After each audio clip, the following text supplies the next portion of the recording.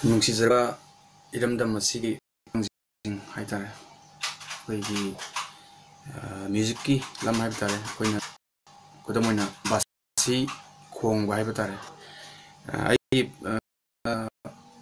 ꯐꯦꯁꯕꯨꯛꯇ ꯑꯃꯗꯤ ꯃꯦꯁꯦꯟꯖꯔꯁꯤꯡꯗ ꯌꯥꯝ ꯂꯥꯛꯑꯦ ꯍꯧꯖꯤꯛ ꯕꯥꯁꯤ ꯈꯣꯡꯕꯒꯤ ꯃꯇꯥꯡꯗ ꯌꯥꯝ ꯇꯝꯅꯤꯡꯕ ꯇꯝꯕꯗꯒꯤ ꯁꯤ ꯃꯇꯥꯡꯗ ꯑꯩ ꯁꯝꯂꯞꯄ ꯑꯩ ꯕꯦꯁꯤꯛ ꯅꯣꯂꯦꯖ ꯂꯩꯖꯕ खरा हाइजे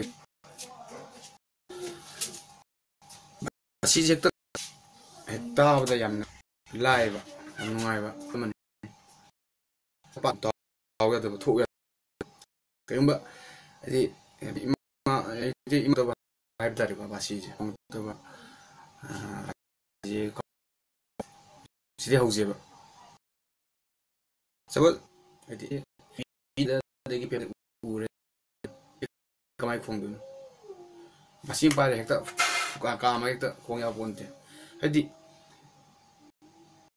नंबर 1 दा इजि मखुन तेट पानबा कनो इंस्ट्रूमेंट मखल मनी वुड वे खोगी मदि वाना प्लास्टिक हा एम चंबा इंस्ट्रूमेंट लमन मेन जे अमक तंग लेबे जगह जे तै ngakani sina more piece aitare mum sidagi makon do matung kun sana ga daba sagi asi khong gi khalagi lebi bi sino initiation oza jina basi khong haiga di sigi makun ahan baje haide tongan ba single je tongan oina pulap sin tap laiga sin daba sigi single tongan amak tang hut baje sian makon thok tang si makon thok mak ya ga damate haidi makon amuk thok ya amuk thok je masi kamai practice tabgi kon thok tre basi je hai to tawning ga bari legan tawning ga mi makon thok da phang da bari masi kamai thok da ga haida si basi de kama ga thok da makon thok da yam le si akoina kamai thok da ge da khoi gi thokna bhonna ma gumba khoi bol pel gi kolom gi mak utong ai du san am thong je sur ji lotion min hale mas control to go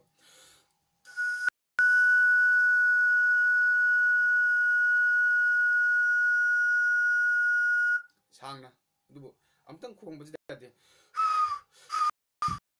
khoi mai ga ma dong ne am thok ya khoi mit ki bang da am u khoi kon ni kon ni ta pa he to khong ma kon thok ya da ba asi na da training to go khoi li ni khoi li je basi khong basi ta pa basi khong song ya thoi ba ga huchin khong ma basi tongan ba ni sigi khoi ni khoi je ba ni amda nga second ma ka so mas kan chang na kan khono da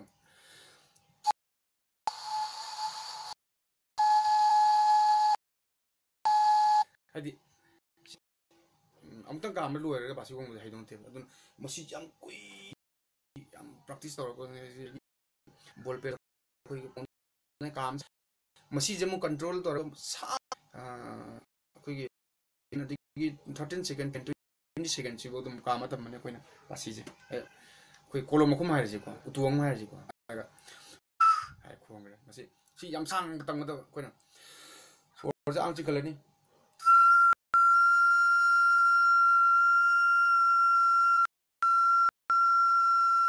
yam sang tam masi gi knowledge na tamidam sing jari duga sagi hai na yum thamani ko khoi ta pa si la bo tak tam khong ba tau da siam na ko ta ni sang ne ma ko to ti na adi last adi sai haina gi bodo habit oi gi he thambaga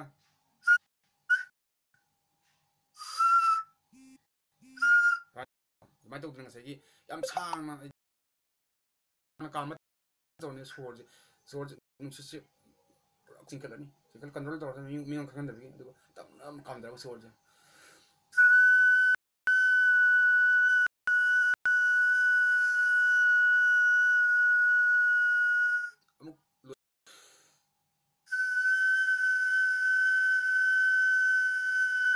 Smart of the Nakugi and Sagi, I'm getting a Sagi, basic no Bashi. Mina, because she put them come at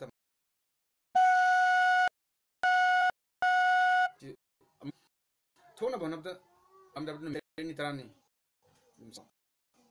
Because Masali Congress or Utom the Congress or Quiggy Colombi Macum the Congress.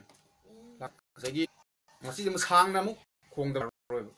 Sang, but it's not down to practice has Kadang Soktabana, but this is a book sick Babong Nova, show no matter what Catorani, Tamsi. I don't know, Masagi, she that calm Pocan.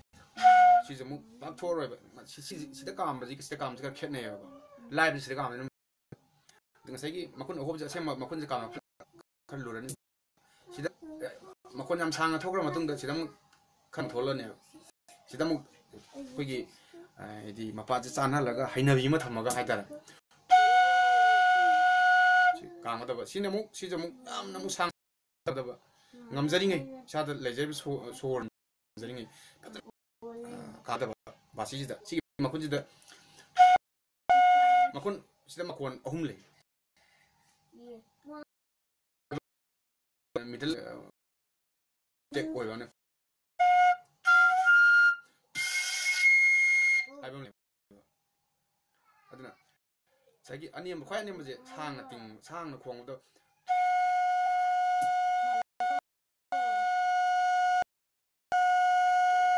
Sang Kong Matung the Kuching Bible.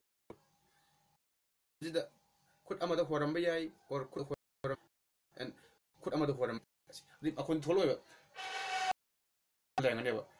I do Kut Amakatan Taragamo. I'm tight when I'm tight at the I don't know who I'm hitting what was it. It's the Kana by the basic man might say, my teleco. Could that come down never?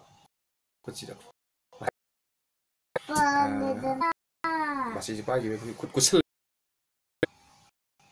Fine. Lang them never. The Magism. Tongue of them never. The last Maconja. Tama Zambia or Tani Zambia. Shai practice no one types.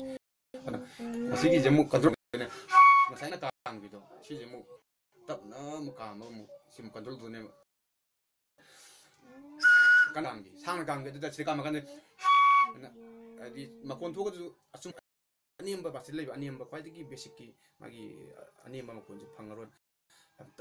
Yam Chang Nine, Yamna, Mushina Kamtare.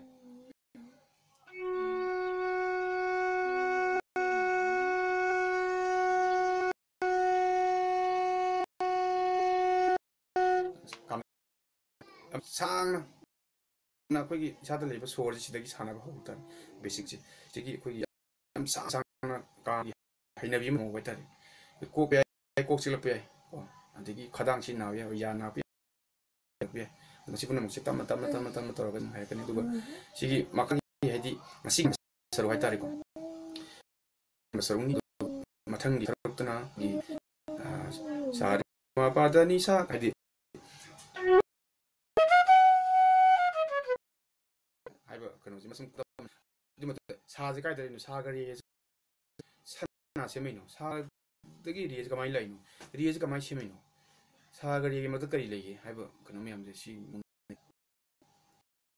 I should have housing the Facebook and the Sitam Basim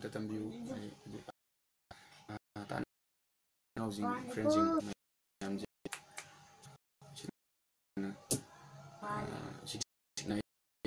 YouTube key through the YouTube on the basic winners. Do being the YouTube subscribe to this and